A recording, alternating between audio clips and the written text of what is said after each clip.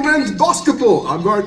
And I'm Vic, and welcome to the Euroleague show, episode 2. Tui, I don't know, Tinkang Wa, I don't know what, Chinese, I don't know how many people in China are watching this, China, you know what they say. But now, welcome to the new channel, guys, of course. Big week this week, big game coming up. I'm telling you, massive game coming up. I don't know what we're going to do with that next game, Vern. I'm going to shit myself, but if I'm But that doesn't take a lot, does it? Doesn't take a lot, but I'm looking for. It shouldn't have come to it. I mean, come on. You think so? Come to this game 5 between these two. I honestly think I didn't think it was going to get this far. No, I mean you have Panathinaikos beating Valencia in the first 2 games in Spain. By a combined total of 3 points over 2 games. So let's be, it was close. It was close, but heading off to Athens, I thought that's it, done and dusted. That's the problem. That's what they thought. I mean, Panathinaikos hosting the Final Four, they'll definitely be in. That was my, but it's not come to that. But we'll talk about that in a second. Guys, just want to plug it quickly. Don't forget to like, subscribe, and hit the notification button. And of course, if you want to get hold of us, that's the email. But let's have a look at the picture as it stands at the moment. So Final Four there in Athens. It could be the Final Four in Athens without Athens, if you don't count Olympiacos. Because Olympiacos is basically one of the harbors of Athens, right? Piraeus, yeah, is the harbor. Yeah, so, it's not that far away. But we know Piraeus is there, we know Fenerbahce is there, we know Real Madrid is there. The question is, do we get a second Greek team or do we get a second Spanish team? There you go. A lot of the Spanish say Madrid is not part of Spain, but it's a different story. That's political. That is political. But I thought we'd break it down in all the series quickly. We'll start there with the Fenerbahce against Algiers series. I'll put up all the games. So it started there with game 1. Fenerbahce won that one 89-78. They won game 2 86-74. A lot of people thought, get the brooms out, sweep. Didn't happen. Kaunas bounced back in game 3. They won 81-78. And then I was thinking game 5. You? I was also thinking game 5. But Fenerbahce had other... Because Real Madrid... Fener, I thought they took it quite lightly in game 2. Okay, it was a close game. I mean, look, the 2 games in Istanbul were clear. But don't forget, Istanbul had a horrific last 5-6 games in the regular season. They were first in the league, Vic. Yeah, they were tipped to be number 1, and then they did like, I was almost going to say an Arsenal, but they bottled it. They bottled it. They really bottled it. And they didn't have any injuries, anything. They just started losing games, which was weird. So I thought this one might head into game 5, but it didn't. No, it didn't. So let's have a look exactly at that game, at the stats quickly. We'll start off with the Salgiris stats there. I've got a few things, I've tried to break down. I always try to find out why you lost, I mean, you can lose. I mean, if the other team is just better. But you look at the Salgiris stats here, and then I'm going to put out the Fener stats on top of it. There you go. And then I've got in this game I've got 2 red arrows. I'll start with red arrow number 1. Okay, look at red arrow number. That's the rebounds, right? Total rebounds for Fenerbahce 43, right? Let's take Fener's stats away, 34-43. That's a problem. If you're at home and you're being out-rebounded, that's not a good sign. That's definitely a recipe for disaster. That's like when you're baking a nice cake and you forget to put the flour in, Rebounds is essential. Look, as an ex-basketball coach, what I always say is, doesn't matter what basketball game it is, doesn't matter if it's playoffs, it doesn't matter if it's regular season, it doesn't matter what it is. There's at least 2 statistics that you really want to win in the playoffs. You want to out-rebound the other team, and you want to have a better free throw shooting percentage, because free throws are very important come playoffs. And then of course you obviously don't want to turn the ball over as much. But I looked at that stat and I thought, damn it. You know, that is, if you look at it, it's a 9 rebound difference, you know. That's big. Then I had a second one. And that's when you look at normally we say it's the 3-point shooting that's the difference, right? Yeah. But look at Zalgiris. They start 37% from the 3-point range. And now we'll look what Fener did. It's not a big difference. But where the big difference is, Fenerbahce shot 47 2-pointers, made 27, so 57.4%. Look at Zalgiris. They shot less and they had less percentage. So, you know, that is, because if you're looking at the assists, the steals, and the turnovers, if I put Fenerbahce back up there, they're almost the same. I mean, Fenerbahce actually had more turnovers than Zalgiris. So I thought that was the key to the game. Look, Fenerbahce has got an unbelievably strong team. I mean, Baldwin is always unbelievable coming off the bench. They've got a very good bench. I mean, look, their starters, Melly, Horton Tucker, Bibrovic, who else started for them? Hall and Birch. That's an impressive starting lineup. They can take that starting 5 can play with anybody in the league. Yeah. And then off the bench, they got Melly, I mean... Silver. You know, they've got some Baldwin off the bench. He came off the bench. They've got a lot of players that come off the bench. Look, Utinen was quiet in this game. Normally not that quiet. He played 12 minutes, had only 0 points. But Coulson normally only had 1 point. But they got a good bench, Fenerbahce, and I think they're going to match up against Olympiacos. And I'm going to put that out there right now. Just 1 second. We'll switch the game over. But I thought Fenerbahce deserved to get through. Yes. Kaunas didn't make the playoffs last year. So they did a good job this season getting into the playoffs. Wonderful. I'm going to talk about that afterwards, the teams that are in and out and who I thought the whole season did well. Okay. Not just that, because Kaunas, they got a 20,000-seater stadium, sold out every week. It's amazing, man. And we know basketball in Lithuania is like a virus. It's religion.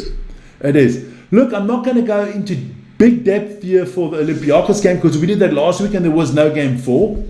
I just want to get into one thing there. From Monaco had absolute horrendous injury problems. Yeah, I heard the coach was going to ask Charlene if she wanted to play. They didn't have enough players. And Prince Albert was going to sit on the bench, that they would have enough people on the bench because it wasn't looking good for them. I think I did that game 3. And once they announced that Daniel Tice was injured, Alpha Diallo were injured, plus now all the other injuries that they had on the team, I knew they I was seriously thinking, they've even got the red on already. I was thinking, come back. They could have used me, man. They could have used me. Even at 55, they could have used the body. I could have made a few fouls on Sasha Vesnik. I could have knocked him out. Something like that, Yeah, but the series wasn't even close from the beginning. But Monaco had problems already with the injury list from the mid-season, regular season. So. They did. Then a series that I actually thought would go to game 5 from the beginning, before we started, because Hapoel has played really well this year, and I'm going to get into that afterwards about which teams I thought played the best and stuff like that. So let's have a quick look at that whole series there. We'll put it out there for you. There it is. So 4-game series. Real obviously won their 2 home games. Won 86-82. The first one that's the one that Hapoel needed to win, I think. Yeah. Real Madrid extremely strong at home. They have only lost 1 home game, Vic. But they're a fucking old age home, man. They are an old age home, but I must say, I would be young in that team. Yeah, I watched 3 of the 4 of those games. I watched 3 of them. The last game, Vasily Micic, I don't want to ride on the guy. I was pissed off. He's that typical, I can score 20 points, but fuck, he's useless in the defense, man. I love those plays. Oh, hey coach, I scored 20 points today. Yeah, but the guy that you were guarding scored 60. Every time they just gave the ball Real Madrid targeted him all the time. He could not stop anybody. And he doesn't box out. He doesn't play defense. And but then I've honestly got to say, then the coach is to blame, because that guy's arse should be getting splinters on the bench. Yeah, but Coach Tudis, he had problems because they weren't scoring, and Vasily Micic was the one who scores. So it was a bit of a dilemma there. But then game 3, Hapoel. I mean, look, let's put it this way: Hapoel won game 3, but it's not easy for them. They didn't have a home game. No, that you also have to say. I'm telling you now, had game 3, which they did win, had game 4 been in Tel Aviv, I think Madrid would have been in problems. Would have been in big problems. Not just that, I mean, if I have to single out one person in that Hapoel Tel Aviv team, Dan Otoro. Dan Otoro is absolutely mustard, man.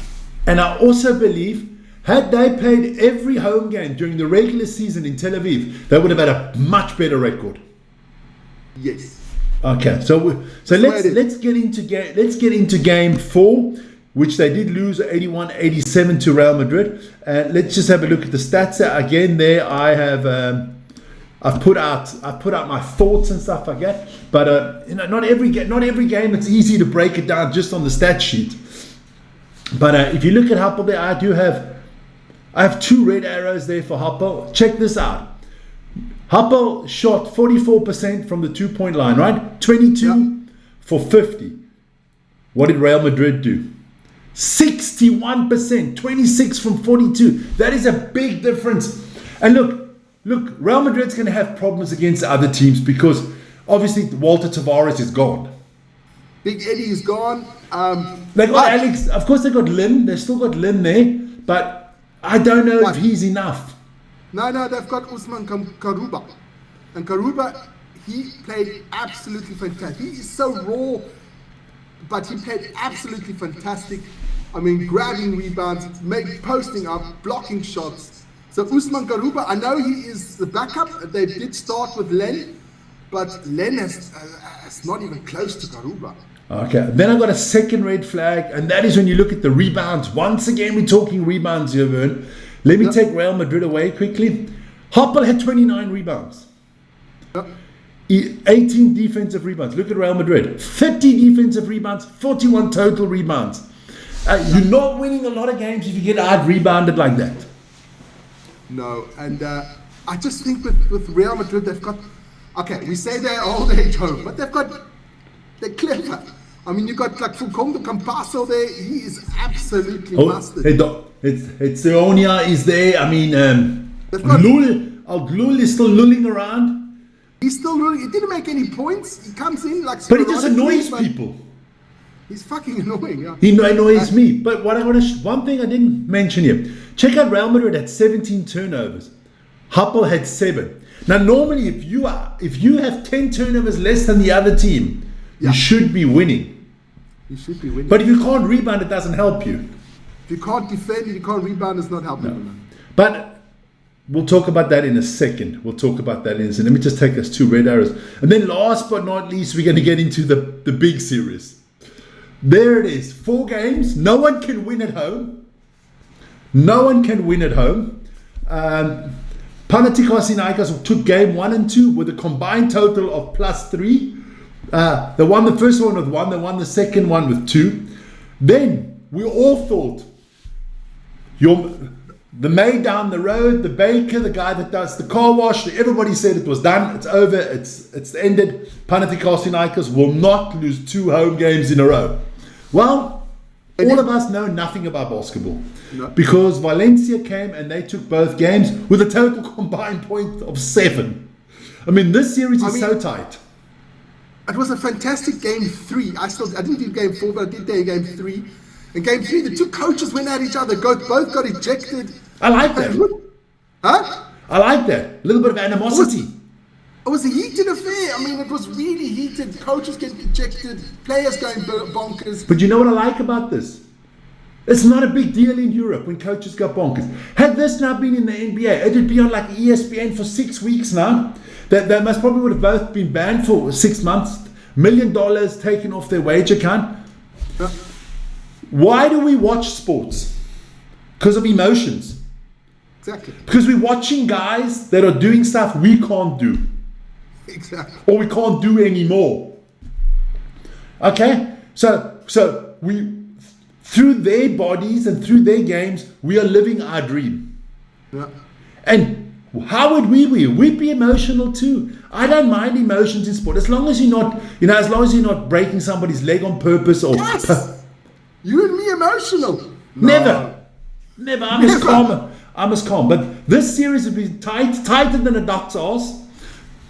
I must say that Panathinaikos is missing Kostas Lukas. He has been injured, the captain. He's a big man. He's the top assist man. I don't want to hear no excuses. No excuses. They've got enough players. They've got TJ Shorts. They've got enough players to deal with it. But if your captain is missing, Vic, it is a little bit part missing. Listen, they've got about 10 captains on that team, okay? True.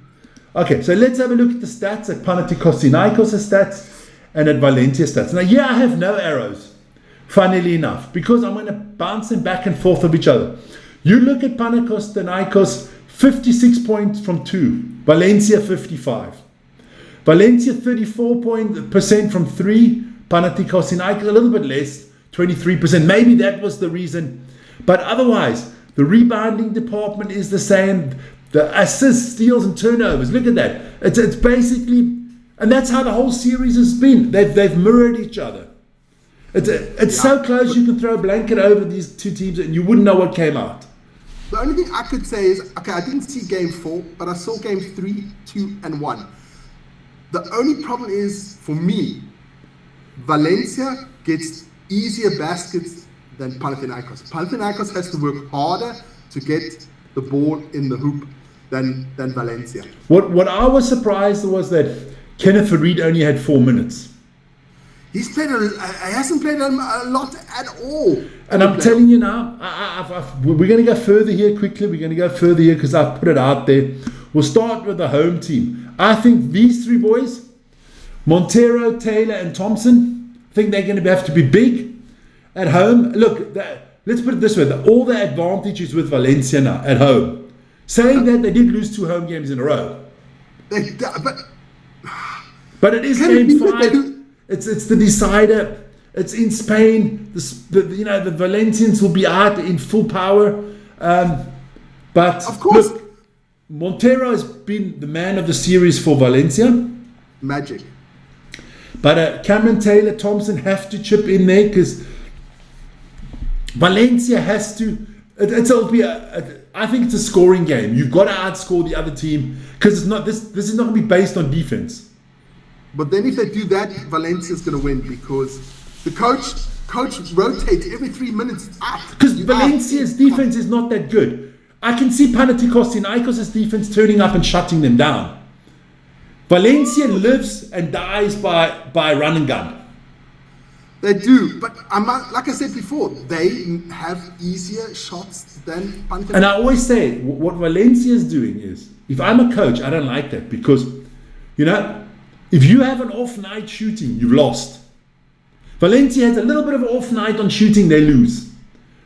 Panathinaikos or other teams can beat Valencia even if they don't have the greatest shooting night because if they come and play good defense, they can win games. The word good defense and Valencia don't go together. Not just, but don't forget, okay, you put these 3 guys up there, but you still got Badia, you still got De La Rea, the young man. They've got a lot of good players in Valencia who can shoot, Rick.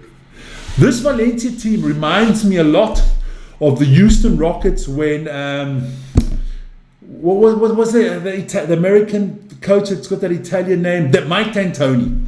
When D'Antoni was coaching the Houston Rockets, they played exactly the same. We will just outscore you. If you shoot 80 times a game, we're going to try to shoot 120 times a game. That's basically. But let's move over to Panathinaikos. Look, these are the 3 boys that I've mentioned: Nigel Hay-Davis, Kendrick Nunn, and Sedi Osman.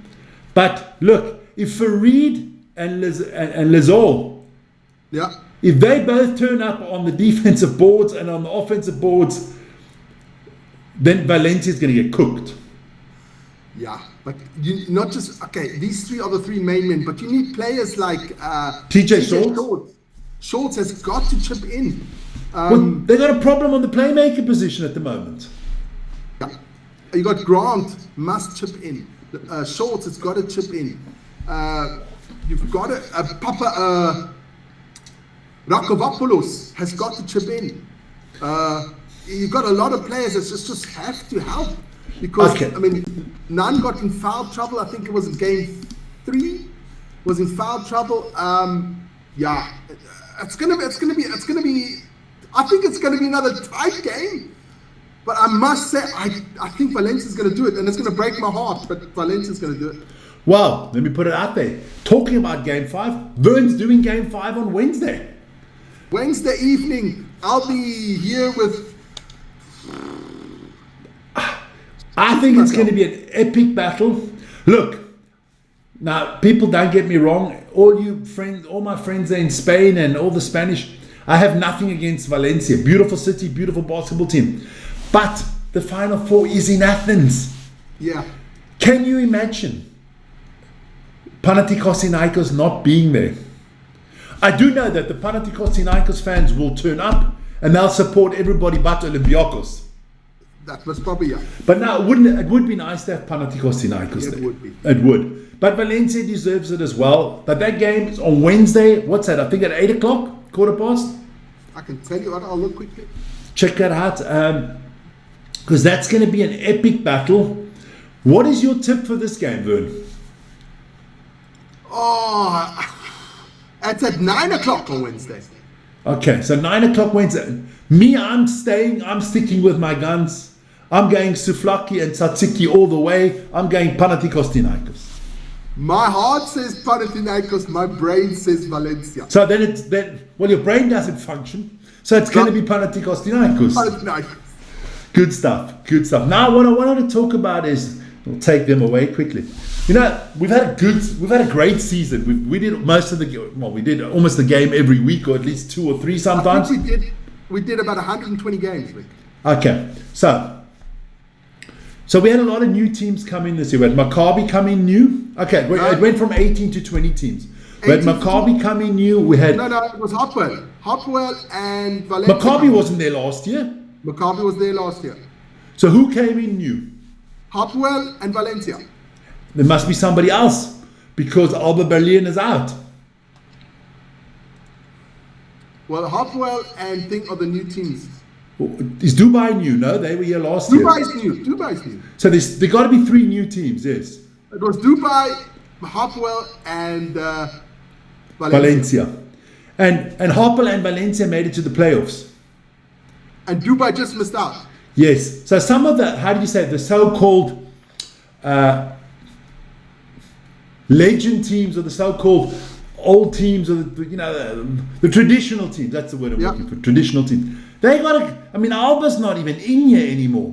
No. I mean, if there wasn't sanctions against the people there in the east, Russia, Moscow would be in this one. CSKA Moscow would have been in here. So these teams have got to pick it up. I can see the Euroleague expanding again to 24 teams. Listen here. And then splitting it up into East and West, or 2 divisions where you play everybody in your division twice, and you play one of the other teams only once. So what is that? If you're 12 in it, that's 22, and then 12 on the other side. You play 33 games. They played 38 this year. It actually makes more sense to do it like add 4 teams and reduce the amount of games. Yes, but I don't know exactly how it works. I know the team signed contracts for the length that they are in the Euroleague. Well, there's certain teams. I mean, Real Madrid, Barcelona, they can never be thrown out. No. They've got that guaranteed thing. Look, I can see the Euroleague going in the direction that at the end of the day, we're going to have 32 teams in the Euroleague. We're going to have basically a Euroleague, like the NBA, we're going to have 30 teams. You're going to have East and West, and I don't think we'll have a Final Four anymore. I think it'll go one day to playoffs, 7 series. The only good thing about this Final Four is, I think the team situation, Olympiacos has the strongest team, and I don't see anybody beating Olympiacos in a 7-game series. Well, I'm going to put that Final Four out there. I'd agree. Now, you think? I think Olympiacos. Look, last year, who's the champions? Fenerbahce. I think they could repeat. They could knock off Olympiacos. You look at Fener's team; they match up very well against Olympiacos. Exactly, that's what I'm saying. If you have a best of 7 series, I think Olympiacos win. But it's a one-off, so anybody can take it. Yeah, I just think the Euroleague is growing in a good direction. What I'd like to see is the Euroleague go up to 30 teams. You know what I mean? Have the Kane sign. Not as many games as in the US. You can't do that because you still play the local games. Yeah. And then the winner of the NBA and the winner of the Euroleague, they play in a best of 3 series for all the marbles. And then they can call themselves world champion. Like Noah Lyles would say, the world champion of what? That they can do. I would say it's just a one-off. Nah, yeah, okay. One off they can do. And for all I care, they can do that one in Dubai. One off. But that would be good. And the team that wins that can call themselves a world champion club team. And otherwise, you're the NBA champion or you're the EuroLeague champion. But if you win the NBA, you're not the world champions. Fuck no. Because Canada and the USA are not the world. No. They might think they're the world, but they're not. But we'll get into that another day. But so I'm looking forward to it. Hey, look, it's not long to go to the. It's Friday. It's not this Friday. It's next Friday. So it's going to be good, man. And we still got to find out who's that 4th team. So I'm looking forward to Wednesday. I'll be listening to you while you do that game. Valencia against Panathinaikos. It's going to be crazy, man. It is going to be crazy. But that's our show for today. Our next show that's coming up tomorrow, we'll be bringing out the NBA show. We'll update you on all the playoffs in the NBA. That is also hotting up really nicely. Yep. And people getting ejected for elbowing. Stuff like that. Mr. Victor Wembanyama. I mean, come on. If your first name is Victor, you are such a nice, passive, docile person. You never get aggressive. Not just that, Vic. You're so tall, you turn, the other guy's face is going to be there. That's what I said all the time. All the time those people got an elbow from me. It was just because I was bigger. Exactly. I never wanted to hurt anybody. No. But that's the show for today, guys. One more time, let me put it out there for you. There you go. Don't forget to like, subscribe, and hit the notification button. And we'll see you tomorrow again with the NBA show, Vern. Yeah, definitely. All right, guys. Have a good evening. Ciao, ciao. Ciao.